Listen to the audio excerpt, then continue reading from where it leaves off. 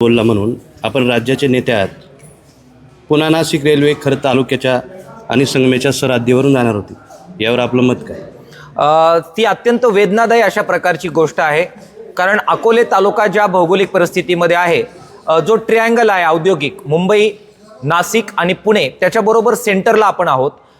पाणी मोठ्या प्रमाणामध्ये आपल्याकडे आहे, वीज निर्मिती आपल्याकडे होते. मात्र या शहरांना आपण जोडले न गेल्यामुळे रोजगाराच्या सुद्धा उपलब्धता इथे कमी राहतात.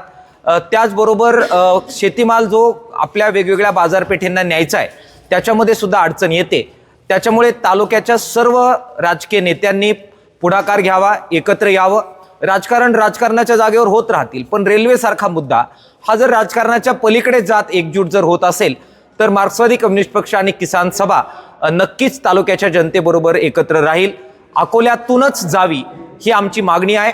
संगमनेर सुद्धा नाही, अकोले, नाशिक, अकोले मार्गे संगमनेर आणि मग पुढे जोडण्याची जी मूळ कल्पना होती तिचा पाठपुरावा करण्यासाठी अकोलेकरांनी एकत्र यावं. लोकप्रतिनिधींनी पुढाकार घ्यावा. आमदार असतील, खासदार असतील, पक्ष पार्ट्यानंतर आपण अकोल्याचे आहोत या भावनेनं सर्वांनी एकत्र यावं.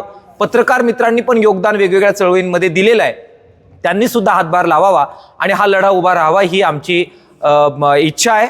तालुक्याच्या जनतेने निर्णय घेतला तर आम्ही बरोबर राहू.